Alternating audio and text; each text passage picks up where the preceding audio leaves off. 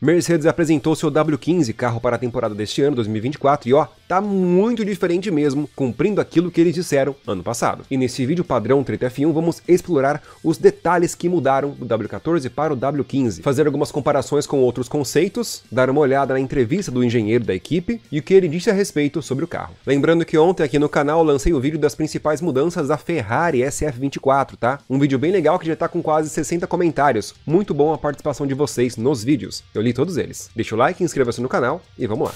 Antes de falar dos detalhes do carro da Mercedes, eu vou resumir para vocês o que o engenheiro disse sobre ele. O carro tem um chassi completamente novo, a carroceria também é completamente nova, a suspensão traseira foi totalmente refeita, pois a instabilidade na traseira era a maior crítica dos pilotos do ano passado. Então, segundo James Allison, agora engenheiro responsável, este novo carro deve dar aos pilotos uma traseira mais tranquilizadora, mais estável. O modelo de suspensão traseira adotada é o Push Rod, porém a Mercedes fez umas adaptações que só ela tem. Push Rod na traseira significa que a haste principal da suspensão é presa na parte superior da carroceria, que é esta haste aqui. Ela está presa neste ponto, parte superior. No ano passado, a traseira da Mercedes era Pull Rod. A haste era presa na parte inferior da carroceria. É esta haste aqui, ó. Mas não somente isso. No ano passado, veja que as duas hastes superiores de sustentação, de fixação da suspensão da roda, eram praticamente paralelas. Aqui nós temos uma e aqui nós temos a outra haste. Já no W15,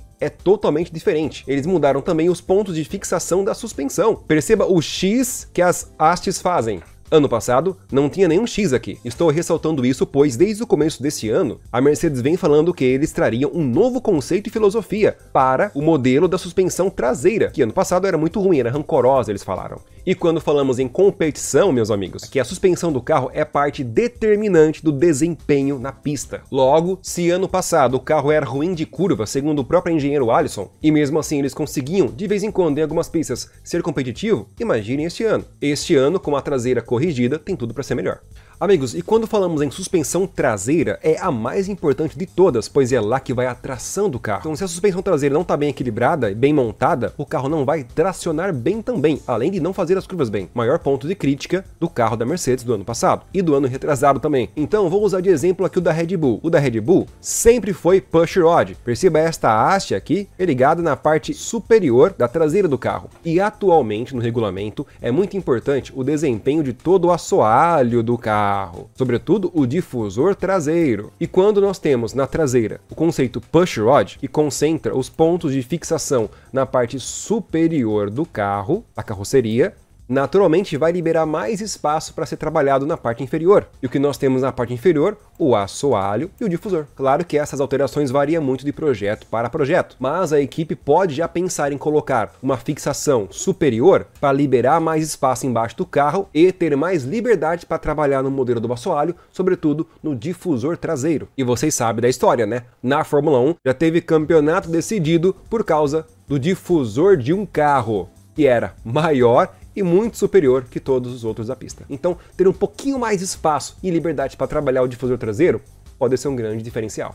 Agora vamos para a dianteira do carro. Eu comecei pela traseira porque realmente a traseira era o maior ponto crítico da Mercedes e também o maior foco de reclamação dos pilotos. Vamos lá então, a dianteira do carro, sobretudo a asa dianteira. Lado esquerdo nós temos o W14 do início do ano passado, por isso que o sidepod está verticalizado, tá bom? Do lado direito o W15, olha só que diferença esse sidepod, né? Mas foquemos na asa dianteira, pessoal. A Mercedes continua com um bico mais afunilado, formando uma ponta lá na frente, porém a fixação da asa é totalmente diferente. Veja, ano passado, a fixação era na primeira aba da asa dianteira. Este ano é na segunda aba da asa dianteira, seguindo o mesmo que a Ferrari apresentou, mas a Mercedes ainda está diferente do conceito. Este ano, essa rebarba sobressalente na primeira aba parece que está na moda. A Ferrari também apresentou algo muito parecido com isso. Contudo, o conceito da asa é totalmente diferente do ano passado. Veja bem, ano passado, a curvatura das abas era para trás.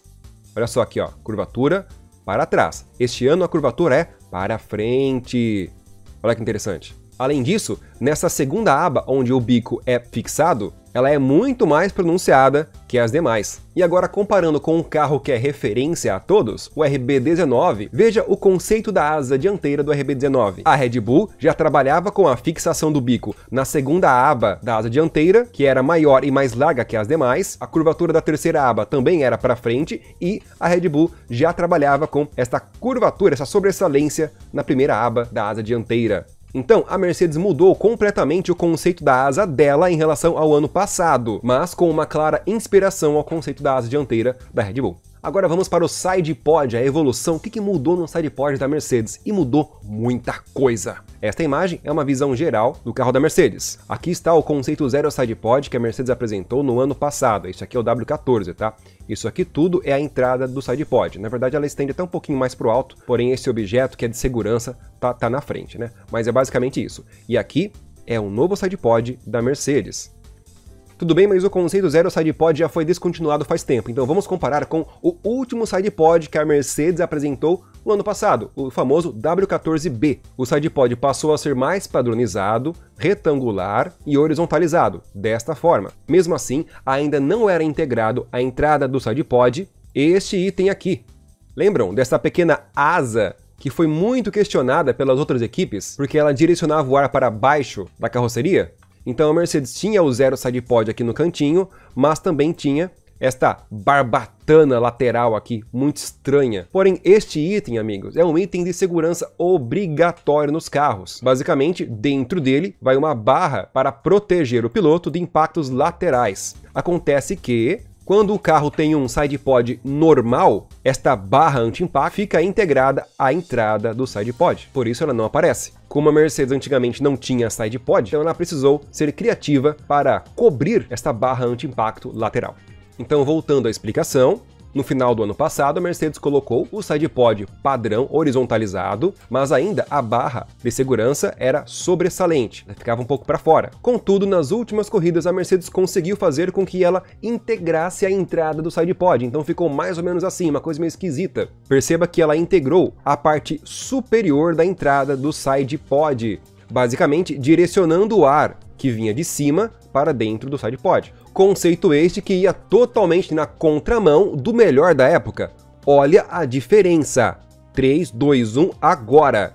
Viram como a captação de ar no SidePod da Red Bull ficava posicionada muito mais na frente do carro? Já na Mercedes, era basicamente uma adaptação. A captação de ar do SidePod ficava basicamente no fim do cockpit, enquanto na Red Bull ela ficava no começo do cockpit. E tinha esse beiço na parte inferior e não na parte superior. Ilustrações dadas, este é o SidePod que a Mercedes finalizou o ano passado. Colocando em perspectiva frontal, agora comparando com o novo SidePod que a Mercedes fez, a entrada do SidePod. Aqui nós temos uma entrada muito mais estreita, bem estreita mesmo, sobretudo esta curvatura aqui que é muito delicada e muito fina. E finalmente a Mercedes adotou o famoso lábio inferior, que direciona o ar para dentro do SidePod. Contudo, esse lábio não é tão pronunciado como o da Red Bull ou da Aston Martin, por exemplo. Mas, ao menos, a Mercedes agora tem uma captação de ar do SidePod bem posicionada. Perceba, ela está na mesma linha do início do cockpit, o que é o padrão ideal, como o RB19. E a linguetinha e o pequeno beiço que direciona o ar, ele é bem sutil, tá? Nesta imagem lateral é bem nítido, o beiço bem sutil mesmo. Basicamente para direcionar o ar que vem nessa região para dentro do SidePod, enquanto outra parte do ar, que vem mais para baixo, continua aqui a linha inferior do SidePod. E comparando diretamente com o RB19, este é o resultado. Perceba que o beiço do RB19 vai até o início do ralo, enquanto o beiço do W15 começa bem depois do ralo. Agora, aproveitando que nós estamos com essa imagem lateral, é sempre bom compararmos ao carro ideal, entre aspas, que é o RB19. Vamos ver o desenho do SidePod? E isso a Mercedes não mudou tanto em relação ao final do ano passado. Vejamos na tela. Aqui é o último conceito que a Mercedes apresentou no ano passado. A parte superior do SidePod ela é bastante lisa e com um caimento bem suave para a traseira do carro.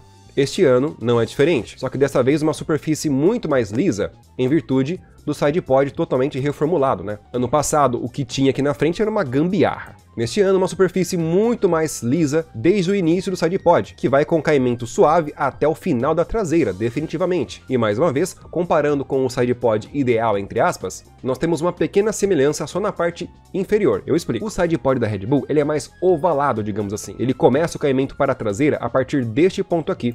Aí sim ele cai até a traseira do carro. Já o da Mercedes vem com um caimento mais linear, mais suave até a traseira do carro. Agora, a parte inferior do SidePod, aí o conceito é basicamente o mesmo. A maior diferença aqui é na captação de ar, na entrada do SidePod, onde na Mercedes agora é muito mais fino, perceba. Esta é a linha, a curvatura que faz o SidePod.